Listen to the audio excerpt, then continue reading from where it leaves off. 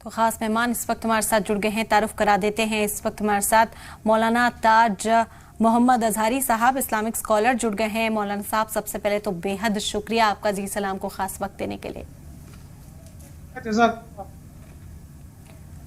مولانا صاحب آج سے دوسرے عشرے کی شروعات ہو جائے گی، شروعات اسی کے ساتھ کرنا چاہیں گے، کوئی حدیث آپ بیان کرنا چاہیں دوسرے عشرے میں کس طرح سے خود کو پابند بنائیں، کس طرح سے عبادتوں میں مشغول ہوں، اسی کے ساتھ؟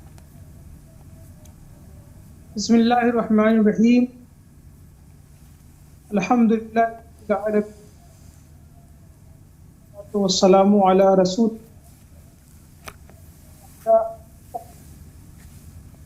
اما۔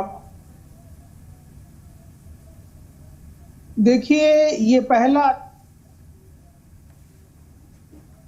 اور سٹارٹ ہونے جا رہا ہے، تو ایک 30 رمضان کا عشرہ ہے اور دوسرا عشرہ کا ہے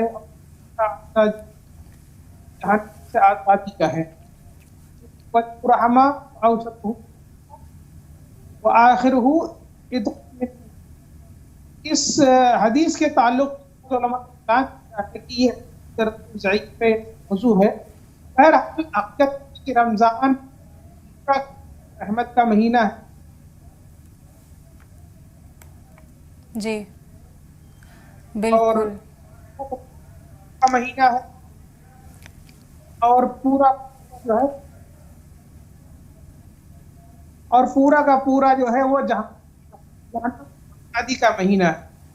تو یہ دراصل عبادت و ریاضت کا مہینہ ہے، اس میں بڑھ چڑھ کر کے مسلمانوں کی توحید کی عبادت میں حصہ لیں، اور اس کا ایک ایک لمحہ مشغول ہیں، کی دعوت کرتے زیادہ سے زیادہ لوگ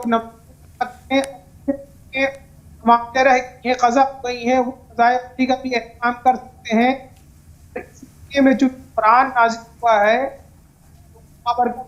جس کو قرآن اس کا نزول ہوا ہے، زیادہ قرآن کو کر کے ساتھ لوگ زیادہ قرآن کرنے کے چکر میں قرآن کو بہت تیزی کے ساتھ پڑھتے ہیں کہ ہمیں ان میں 5 بار کرنا ہے، 2 بار کرنا ہے۔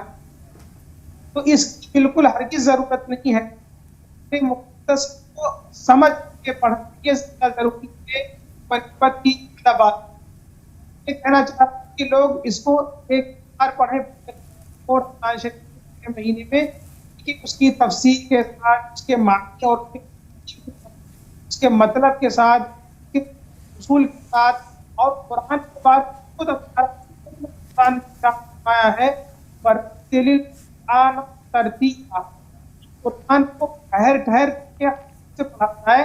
تو یہ ضروری ہے کہ لوگ قرآن کو سمجھ کے پڑھیں اور آہستہ پڑھیں۔